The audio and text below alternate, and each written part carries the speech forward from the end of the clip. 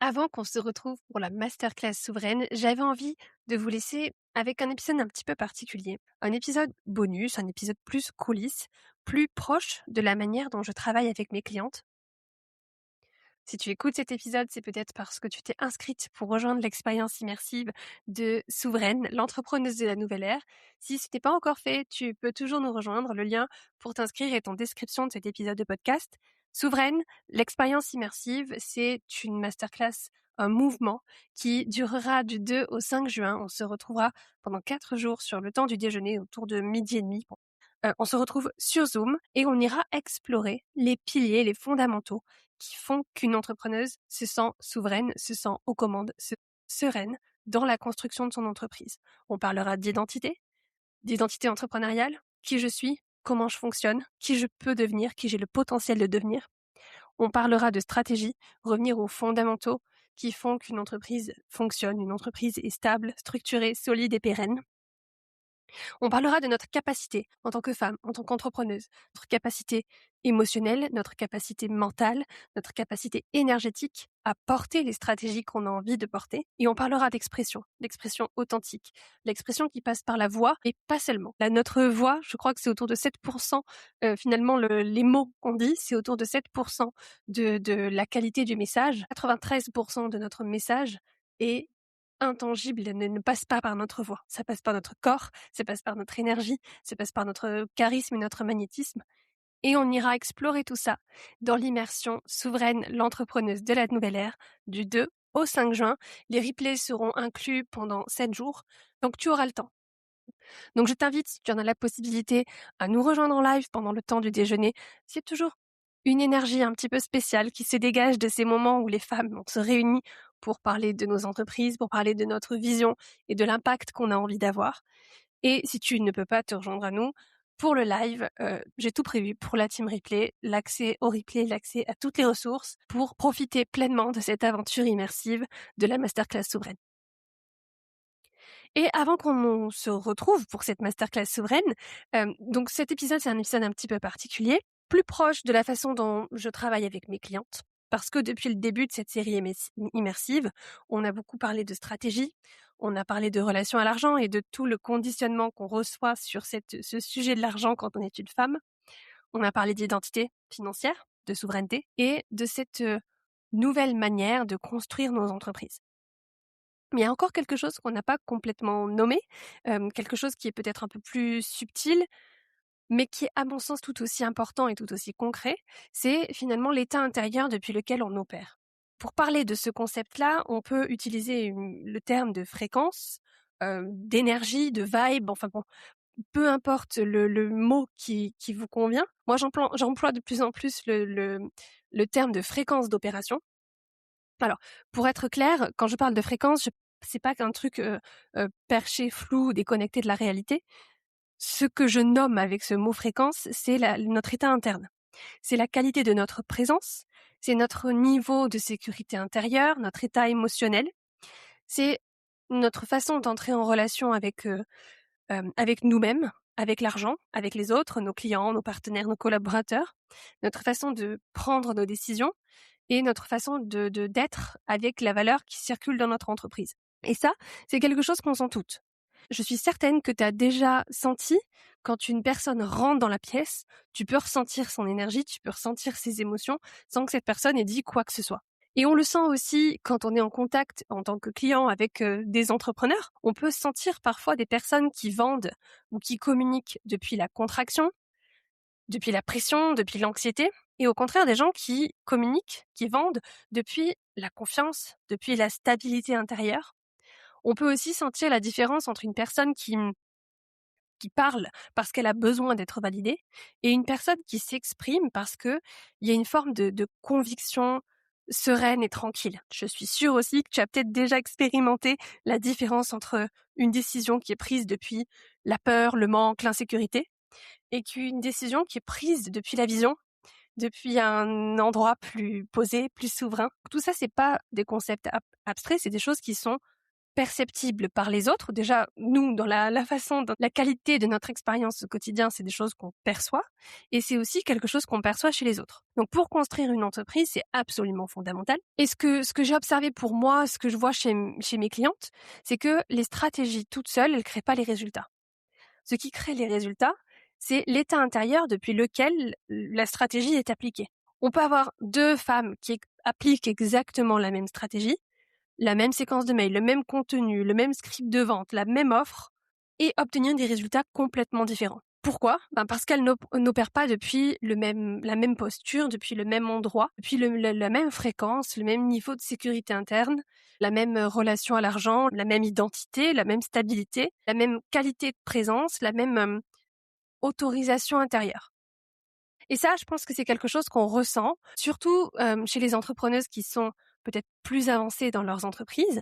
Peut-être que tu as déjà essayé des stratégies, peut-être que tu as déjà mis en place des choses dans ton entreprise, des méthodes, des stratégies de lancement, des scripts, etc.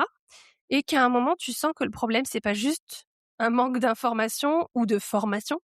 Peut-être que à un moment, tu sais quoi faire, mais que tu sens qu'il y a quelque chose en toi qui te soutient pas encore complètement le fait de le faire vraiment ou de le faire depuis le bon endroit. En anglais, on appelle ça le knowing doing gap, l'écart entre je sais ce que je dois faire et je suis effectivement capable de l'appliquer.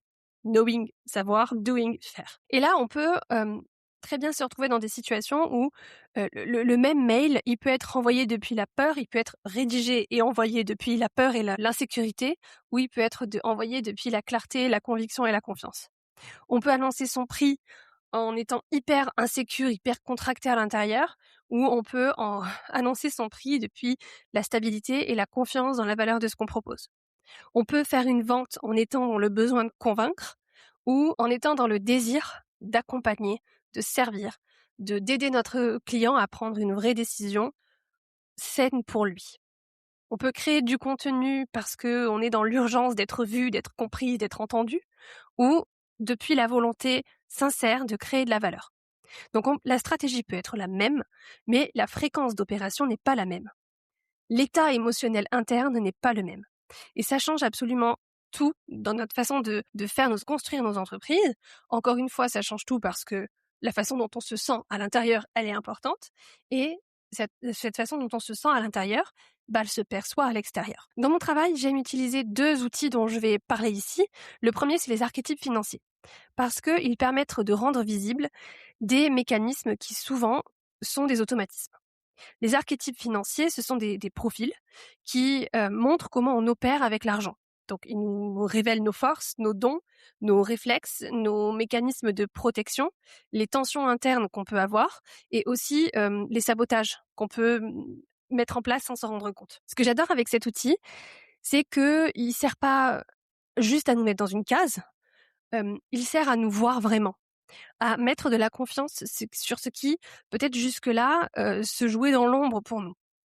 Parce que nos comportements avec l'argent, c'est finalement nos comportements dans la vie et dans toutes les sphères de notre vie. Souvent, quand on a un certain comportement répétitif ou qu'on se retrouve toujours dans les mêmes genres de situations, par exemple, on peut avoir notre revenu qui augmente et être quand même tout le temps à découvert. Et penser qu'on a un problème, un défaut de caractère. On peut penser qu'on n'est pas assez discipliné, qu'on est nul avec l'argent, qu'on ne sait pas vendre, qu'on ne sait pas gérer, qu'on n'est pas assez ambitieuse, qu'on est trop dépensière, trop généreuse, etc., trop prudente. Alors qu'en réalité, il y a souvent un mécanisme derrière. Il y a un mode de fonctionnement, un mode de fonctionnement archétypal qui opère de façon inconsciente. Et quand on le voit, quand on prend conscience de notre mode de fonctionnement par défaut, ce que j'ai ressenti pour moi, ce que je vois chez toutes mes clientes qui découvrent leurs archétypes, c'est un peu comme s'il y avait quelque chose à l'intérieur de nous qui se détend. On se juge plus sur notre façon de faire. On commence à comprendre. Et à partir du moment où on comprend, on reprend du pouvoir, on reprend de la souveraineté. Et c'est tout l'objectif de ce que j'ai envie de partager avec le mouvement Souveraine. Donc il existe 8 grands archétypes financiers. La souveraine, l'accumulatrice, la maverick ou la rebelle, la célébrité, la romantique, l'alchimiste, la nourricière et la connectrice. Je vais te présenter rapidement chacun de ces archétypes ici. Alors l'idée, c'est pas que tu t'analyses mentalement là pendant 20 minutes, mais pour que tu commences à sentir où est-ce que tu te reconnais. Et pour aller plus loin, je te propose de passer le diagnostic de souveraineté financière C'est une série de questions, une dizaine de minutes, tu y réponds et tu as accès à ton diagnostic, l'identification du top 3 de tes archétypes, puisque c'est généralement le top 3 qui te donne la texture de ta personnalité financière. Donc le premier archétype qu'on va regarder ici, c'est l'archétype de la boss, l'archétype de la souveraine. C'est un archétype qui a une grande capacité à l'idée, à diriger, à décider, à développer, à créer. Et elle peut avoir une vraie puissance d'action, un sens du leadership, une capacité à prendre sa place et à créer de l'argent. En haute fréquence, elle est souveraine, elle est structurée, ambitieuse et responsable. En basse fréquence, dans le côté ombre, elle peut tomber dans le contrôle, la dureté, la pression permanente. Elle peut avoir du mal à ralentir, du mal à recevoir, à déléguer ou à reconnaître que sa valeur ne dépend pas uniquement de sa capacité à tout tenir à bout de bras. Ensuite, l'accumulatrice. L'accumulatrice, elle a un vrai don pour préserver, pour sécuriser, pour anticiper, pour construire quelque chose dans le temps. Elle est responsable, elle est très consciente des ressources, très forte pour créer de la stabilité financière. En haute fréquence, elle a la capacité de bâtir une sécurité financière solide. Dans son côté sombre, elle peut accumuler sans jamais se sentir vraiment en sécurité. Elle peut avoir peur de dépenser, peur d'investir, peur de prendre des risques, et elle peut confondre la sécurité et l'immobilité. Le troisième archétype, c'est la maverick, c'est la rebelle. Elle a une énergie qui est très instinctive avec l'argent. C'est souvent des profils qui aiment le risque, qui aiment le mouvement, qui aiment les décisions audacieuses et qui a souvent une grande capacité à sortir des règles classiques, qui sait inventer, qui sait oser faire les choses autrement et ouvrir la voie à l'innovation. En haute fréquence, elle est visionnaire, elle est courageuse, elle est disruptive.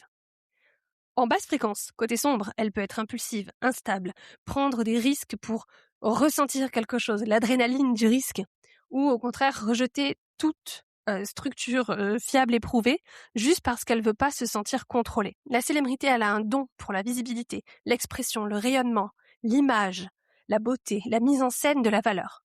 Elle peut créer beaucoup d'attraction quand elle assume pleinement sa présence. En haute fréquence, elle a cette facilité à rendre la valeur visible.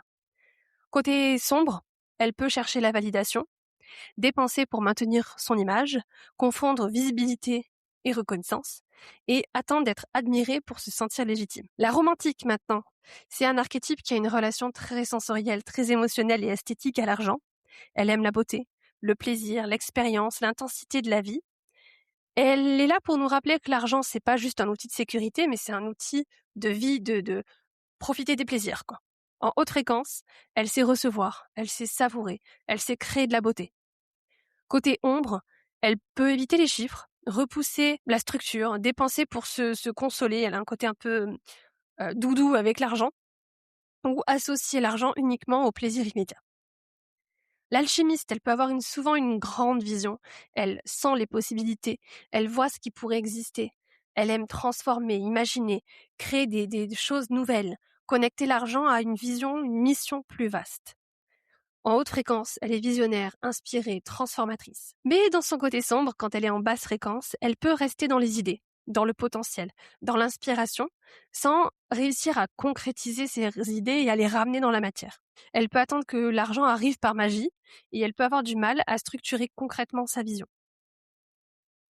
La nourricière. L'archétype de la nourricière, il a généralement un immense don de service, de soin, de care, le terme anglais du soin, le care, de générosité, d'accompagnement. Elle veut aider, elle veut soutenir, elle veut donner de la valeur. En haute fréquence, c'est un archétype qui a la capacité de créer des espaces profondément transformateurs, profondément sécurisants. Mais dans son ombre, elle peut surdonner, se sous-rémunérer, porter les autres à bout de bras, confondre amour et sacrifice, et avoir du mal à poser un cadre clair autour de la valeur qu'elle propose. Déjà, elle a du mal à reconnaître la valeur qu'elle propose, et elle a du mal à poser un cadre autour de ça. Et enfin, la connectrice. La connectrice, elle a un don naturel pour la relation, les opportunités, la création d'un réseau, la création de liens, de collaboration. C'est un archétype qui comprend que l'argent circule à travers les relations. En haute fréquence, elle va créer des connexions justes, des opportunités, de la circulation de valeur entre les gens. Dans son côté sombre, elle peut se disperser, chercher à plaire, dire oui trop vite, ou dépendre du regard des autres pour se sentir valorisée et sentir la valeur de ce qu'elle porte. Ce qui est important ici, c'est que chaque archétype a sa beauté. Chaque archétype a son intelligence. Chaque archétype porte une manière spécifique de créer de la valeur et de se sentir souveraine dans son rapport à l'argent. Mais chaque archétype a aussi un côté sombre, des mécanismes de protection, des automatismes, des angles morts, des sabotages. Pour te donner mon exemple, quand j'ai découvert mes archétypes financiers, donc mon top 3 moi, c'est Maverick en premier, Boss souveraine en deuxième et Accumulatrice en troisième. Quand j'ai compris l'énergie du Maverick, le mode de fonctionnement du Maverick, ça m'a fait un bien, mais incroyable. Parce que d'un coup, j'ai mis de la clarté sur des mécanismes que je jugeais beaucoup chez moi et que je concevais comme des défauts, en fait. J'ai compris pourquoi j'avais très souvent envie de tout cramer dans mon entreprise, pourquoi tous les 3 mois, j'avais l'impression d'avoir besoin de changer de direction, de stratégie, etc. Pourquoi j'avais du mal à rester longtemps avec la même stratégie et pourquoi je me sentais, j'avais l'impression que les cadres qui étaient trop rigides ou les règles trop rigides, ça finissait par m'étouffer. Et que en fait, j'avais besoin de mouvement, de risque, d'audace, de nouveauté, d'innovation dans mon entreprise.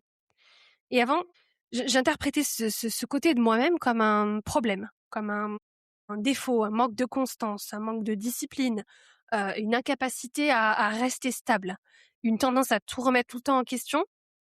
Alors que quand j'ai découvert mon archétype, je me suis sentie vue, comprise, validée, acceptée et j'ai ressenti une autorisation à fonctionner autrement. Pas autorisée à faire n'importe quoi, mais autorisée à arrêter de me demander, d'exiger de moi-même d'être une femme que je ne suis pas.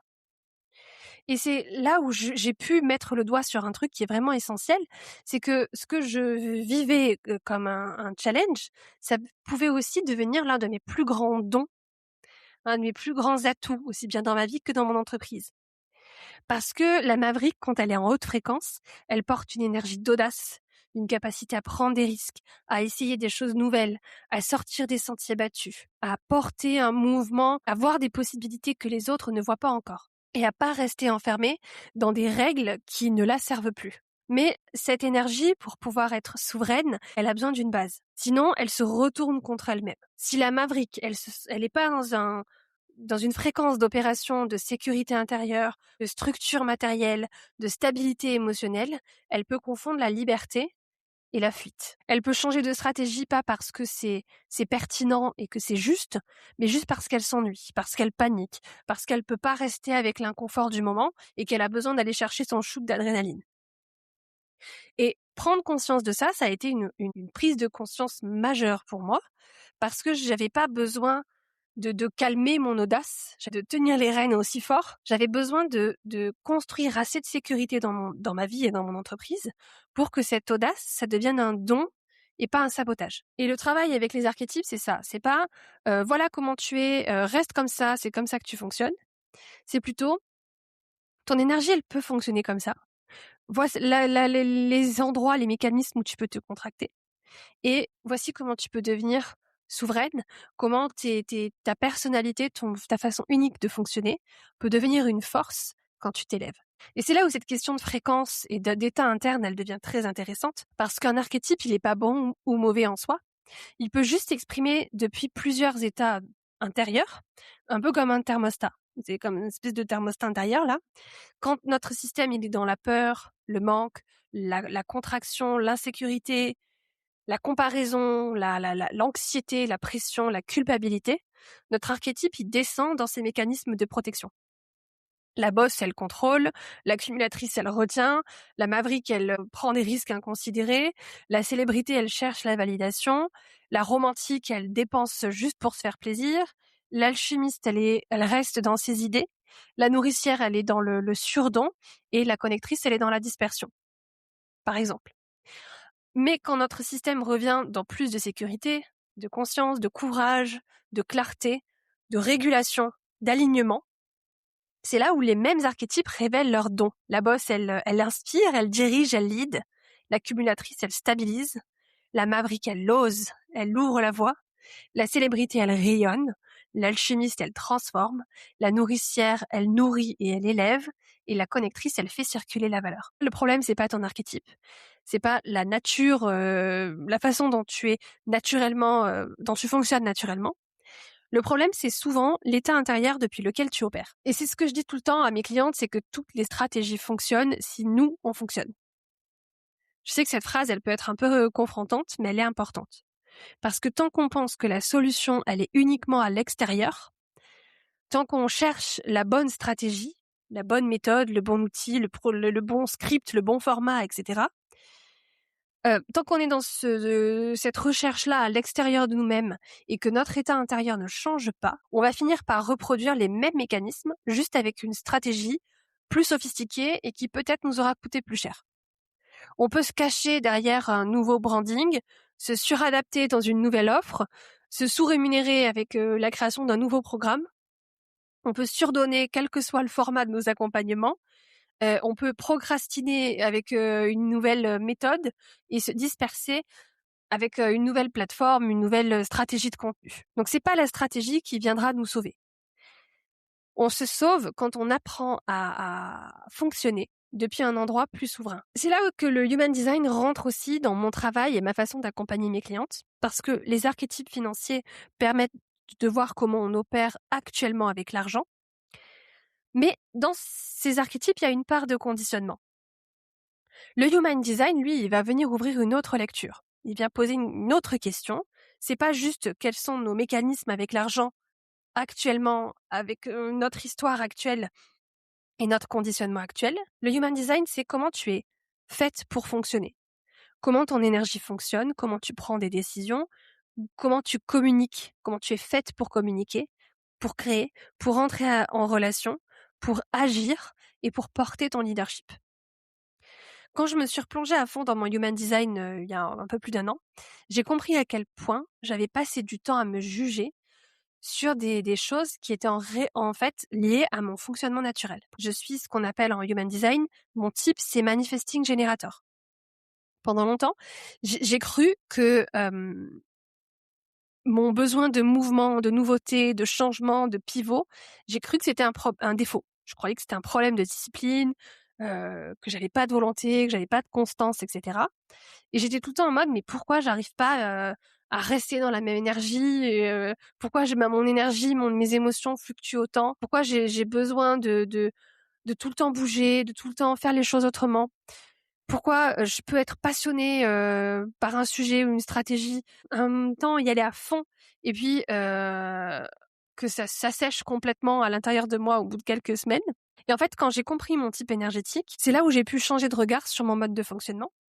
J'ai compris que j'étais pas faite pour fonctionner comme en ligne droite. Je suis pas faite pour avancer dans un modèle qui est figé, qui est répétitif pendant des mois, des années. Je suis pas faite pour suivre le c'est comme ça qu'il faut faire.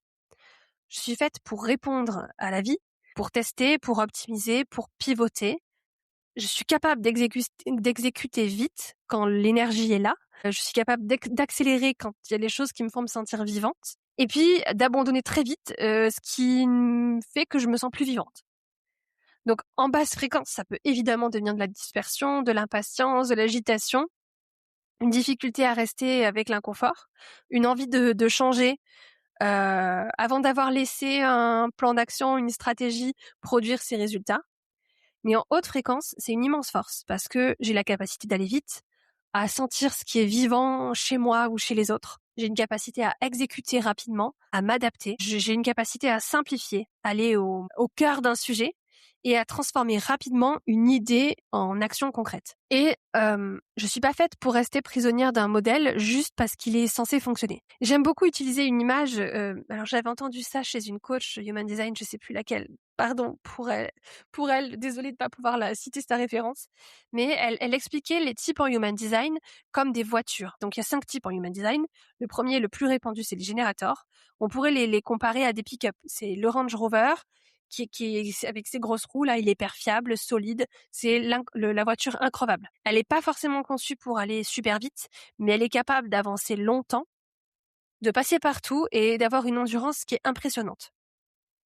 Le Manifesting Generator, mon type à moi, c'est plutôt le SUV. Il est puissant, il aime bien jouer, il est rempli de gadgets, il aime la route, il peut tenir longtemps, mais il démarre vite, mais il a besoin de variété, de mouvement, de stimulation et d'aventure. Il est pas fait pour rouler en pilote automatique, toujours sur la même autoroute. Le troisième type, c'est le type du projector. Alors le projector, on pourrait le comparer à une Tesla. Il est hyper intelligent, il est hyper précis, il est capable de se brancher sur les autres de façon très profonde, il est capable de lire les systèmes, de voir ce que les autres ne voient pas. Mais sa batterie, elle se décharge super vite s'il essaie de fonctionner comme un véhicule endurant. Il doit savoir quand s'arrêter, quand se recharger et quand attendre la bonne invitation avant de démarrer. On est au quatrième, c'est ça, le type du manifesteur. C'est la Ferrari. C'est une énergie qui est puissante, qui est racée, qui est capable de déclencher des mouvements très forts, mais qui consomme beaucoup d'énergie d'un coup. C'est pas un type qui est fait pour rouler en continu comme un diesel de chantier, quoi. C'est une énergie qui initie, qui impacte, puis qui a besoin de récupérer. Et enfin, le dernier type, c'est le réflecteur.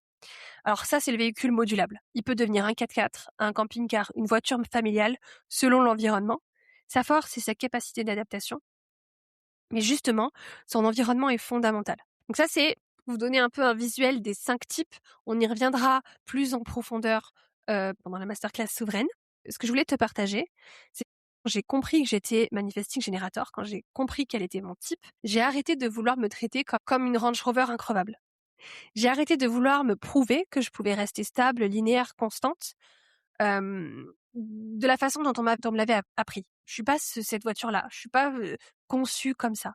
Je suis pas un pick-up, je suis pas un Range Rover, moi. Je suis un SUV qui a besoin de mouvement, qui a besoin de changement, qui a besoin d'ajustement, d'aventure et de nouveautés. Ça veut pas dire que je peux faire n'importe quoi. Ça veut pas dire que je dois changer de direction à chaque fois que ça devient inconfortable.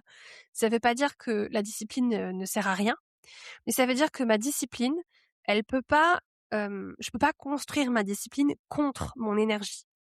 Je dois construire ma discipline et ma régularité avec mon mode de fonctionnement. Ce niveau de connaissance de soi, je te parle depuis le début de ce podcast d'identité. L'identité, c'est comprendre comment on fonctionne. C'est un des aspects fondamentaux de travail sur l'identité, c'est comprendre comment je fonctionne. Parce qu'on peut pas construire une entreprise souveraine en se battant contre soi-même. On construit cette entreprise souveraine en comprenant précisément comment on fonctionne, puis en créant une structure et en mettant en place des stratégies qui sont assez solides pour que notre fonctionnement devienne une force. C'est pour ça que ce croisement entre les archétypes financiers et le human design, il est si puissant. Dans mon travail, les archétypes financiers m'aident à voir comment une femme opère avec l'argent et le human design m'aide à voir comment elle est conçue pour fonctionner de façon naturelle. Quand on croise les deux, tout devient beaucoup plus clair. Parce qu'on cherche plus à corriger des comportements, on comprend le système intérieur qui produit ces comportements, et à partir de là, on peut commencer à faire évoluer la posture, le thermostat interne là. Pas en forçant, sans juger non plus nos modes de fonctionnement, sans chercher à mettre le costume de quelqu'un d'autre et de devenir quelqu'un d'autre, mais en construisant justement depuis la sécurité, depuis la conscience, depuis l'autorité intérieure. Et que, au contraire, nos dons naturels, ils arrêtent de s'exprimer en mode sabotage, mais qu'ils puissent devenir de vrais leviers de souveraineté dans nos vies et dans nos entreprises. Parce que ça, c'est vraiment essentiel. Je peux pas parler de souveraineté financière si je vous parle pas d'abord de souveraineté intérieure.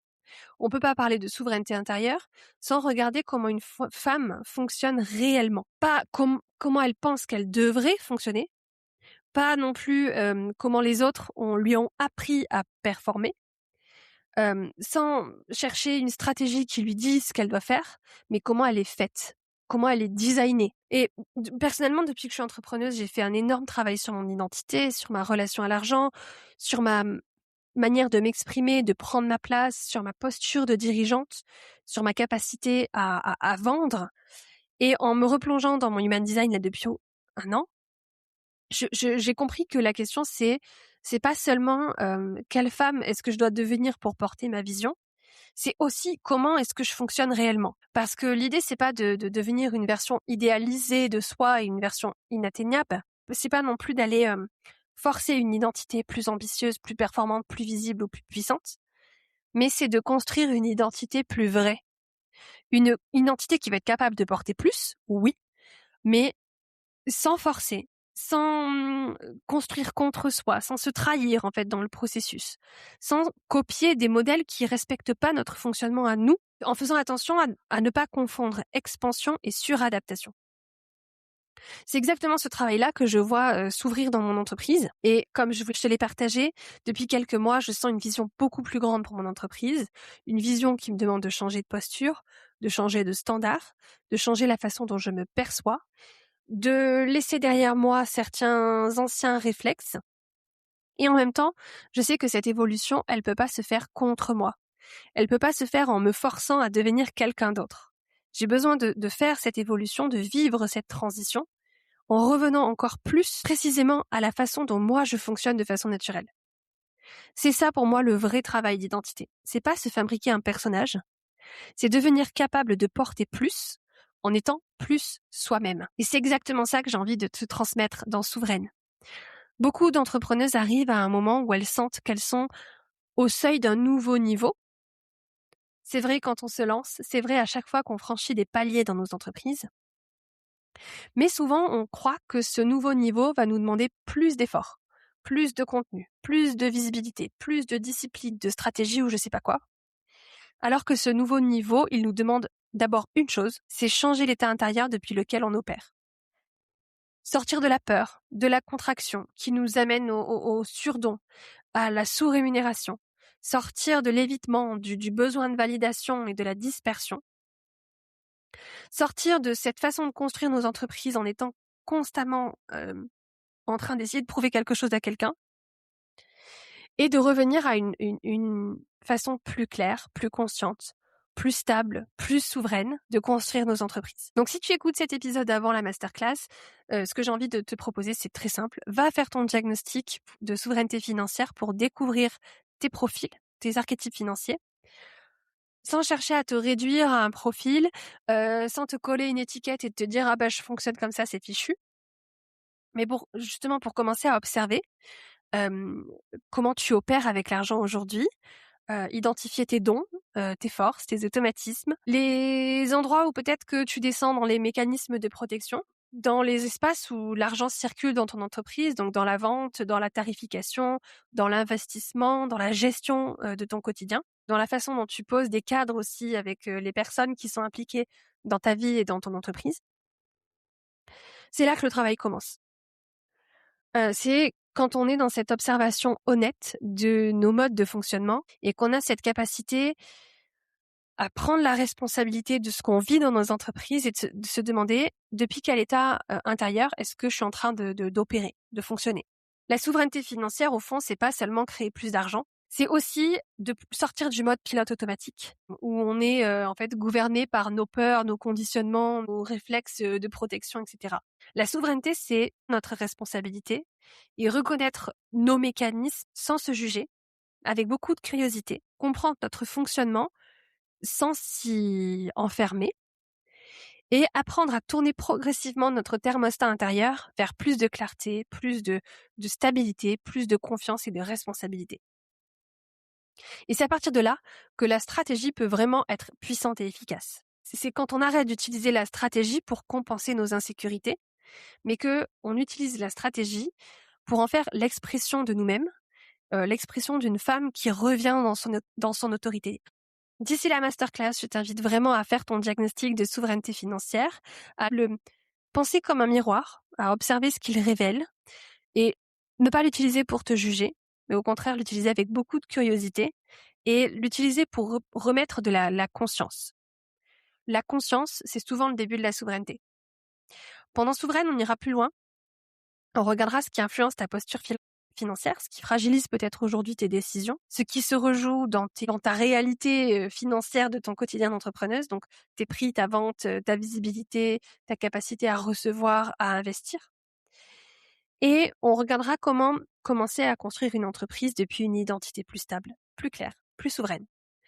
Le vrai sujet, c'est pas de trouver la stratégie parfaite. Le vrai sujet, c'est de devenir la femme capable d'opérer depuis le bon endroit. Le lien pour passer ton diagnostic est en description de cet épisode de podcast. Le lien pour rejoindre l'immersion, la masterclass du 2 au 5 juin est aussi en description. J'ai hâte de t'y retrouver pour ouvrir le mouvement de la souveraineté financière et devenir l'entrepreneuse de la nouvelle ère.